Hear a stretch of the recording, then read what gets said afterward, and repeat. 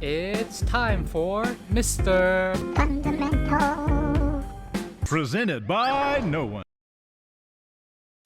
So everyone expected the Knicks will win the Donovan Mitchell sweepstakes, but the Cavs swooped in with an offer that Danny Ainge just can't turn down, and here we are. Spider is now a Cavalier.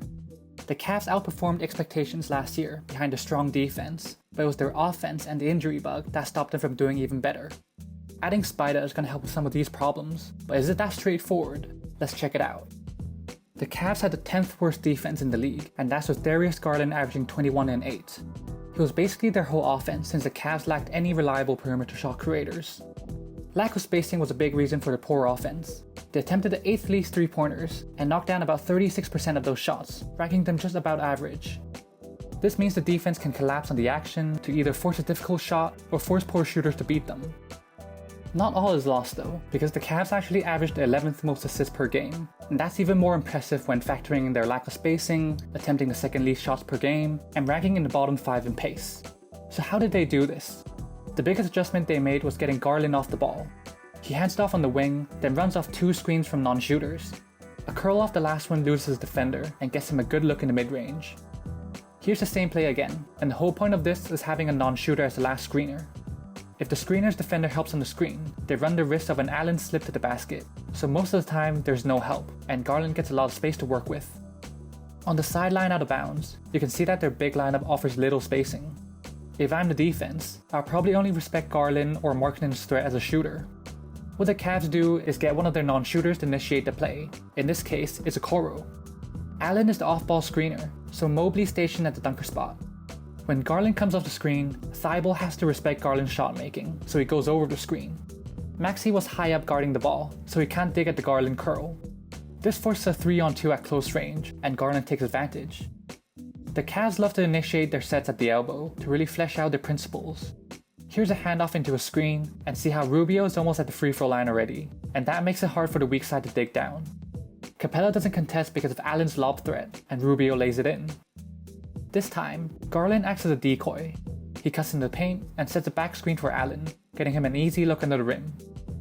Another reason they like to start near the elbow is that when Garland curls off, there's no help defender on this side to tag the roller.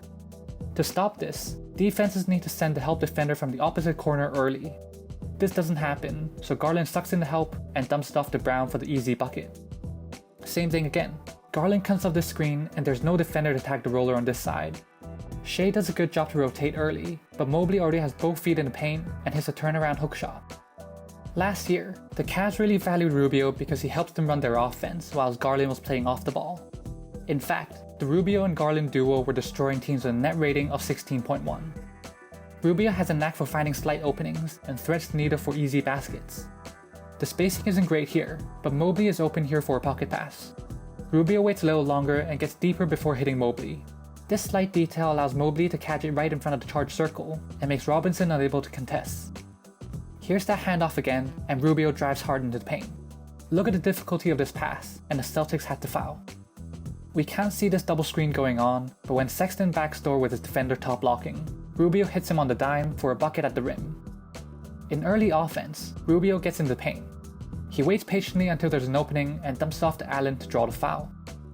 Ultimately, there was a ceiling for the Cavs offense because you can only do so much to compensate for the lack of spacing, and it requires basically every player to be 100% precise and accurate either with their passes or movement. That's one reason why their turnovers per game were quite high. With that said, Mitchell isn't going to single-handedly improve the Cavs' perimeter shooting. I mean, even he himself is a streaky shooter that compensates with volume. His impact is going to come from his scoring prowess and his gravity. Without Mitchell, the Cavs' lack of spacing allows this help one pass away. Stevens' only option is to cut in the lane, but forces Garland to give up the ball. Now they have to rely on Markkanen to create something. With Mitchell dishing it to Garland curling off the screen, Mitchell's defender would be drawn away on a consistent basis, giving Garland more space to dissect the recovering defense, like this alley-oop to Mobley. The defense now has to respect the ball handler out on top as well, rather than loading up on Garland coming off the screens, or else Mitchell can get into the teeth of the defense like this and get the and one to fall. The Cavs really lacked this last year. Aside from Garland, no one else could consistently score on drives. You take away LeVert and Sexton, who both played under 20 games for the Cavs, no one is even close to matching Garland's combination of scoring and passing off drives. Rubio had a lot of drives, but was inefficient as a scorer. Essentially, whenever Garland isn't creating their offense, they're probably not scoring, even with these offensive schemes. Look at Mitchell's numbers, and you can see he's way better. Mitchell and Garland sharing the floor is going to let them move on and off the ball interchangeably. Both players are deep range pull-up threats, and that's going to force a screener's defender further out. This will open up the short roll for the bigs to feast on. Of course, if the offense bogs down or their sets gets covered up, they don't have to solely rely on Garland to create something out of nothing. Now if Garland couldn't get a shot off, a swing along the perimeter will find Mitchell, someone who is equipped to break down the defense. The main thing I worry about is how Mitchell will fit into a completely different system. The Jazz have been getting better and better on offense because of their 4-out-1-in concept and running a lot of high pick and rolls. They start to set screens way beyond the arc, so when their ball handler comes off the screen, the first opening will be behind the 3-point line. Coming off the screen also lets Mitchell get a full head of steam and attack a backpedaling big, letting him get a good look in front of the rim. The Cavs rarely do this because of their spacing issues, and their elbow sets typically creates good looks in the mid-range rather than beyond the arc. I'm bringing this up because while Mitchell and Garland should help out each other, Mitchell might not be putting out the same scoring output with their current offensive sets. Unless the Cavs start running more high ball screens, Mitchell might be swapping out some 3s for long 2s. Not all is lost though, because Mitchell has been deadly in the mid-range ever since coming into the league. In Mitchell's first few years, he actually played a lot of double non-shooting big lineups with Gobert and Favors. Those Jazz team fielded an average offense, but things are going to get better for the Cavs. Allen and Mobley have really good awareness about offensive spacing, and flashes into the open areas to present themselves as an option. On a backdoor pass to Okoro, see how Allen instantly presents himself as a passing option, and he gets rewarded. In semi-transition, Rubio gets into the paint, but fumbles the ball. Both teams know he's going to pass since he's falling out of bounds. See how Mobley and Allen maintain decent distance, and provides 2 separate passing angles to bail out Rubio. Rubio turns down a double screen, and the defense basically contains the action, up until Mobley cuts backdoor and generates a good shot. With that said, how far this offense can go is going to be dependent on Mobley's growth as an offensive player. Whether it's getting a more consistent jumper from deep, or making reads off the dribble, how good their core 4 would be on offense will come down to his improvements. Now on the other side of the floor, the Cavs didn't bring in Mitchell for his defense, but he was projected to be a good defender coming out of the draft. It hasn't exactly translated so far in his career, but I don't think this evaluation is fair up until this past year.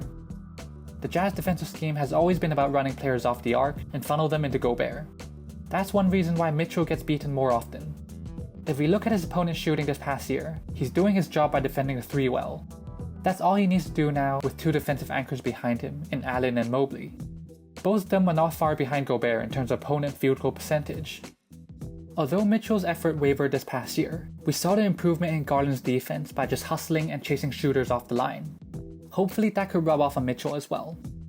The one thing I worry about is having less length on the floor next year. The Cavs' defense was so effective because they ran a lot of big lineups to clog up the lane. Passing windows that used to be open are now covered up by long arms. The height was also a big factor because the Cavs switched 3 through 5 with Markkanen, Mobley, and Allen. The latter 2 can hold their own against smaller guards, but if anyone gets beat, there's at least one 7-footer waiting to rotate over. Now if Mobley or Allen switches out, mismatches will occur even more with Garland and Mitchell on the floor. Allen already got switched onto Trey, while Garland is on Herter. No big deal until the screen, because Garland is out of position to return to Herter, and Allen wants to stay on Trey to cover for Garland. The confusion leads to a swing pass, and the defense scrambles to recover. The Cavs also use zone defense quite a bit, usually a 3-2 zone with Mobley out on top. It won't be the same now, with Mobley potentially taking over Markkanen's spot, and the defense could get good looks shooting over their undersized backcourt.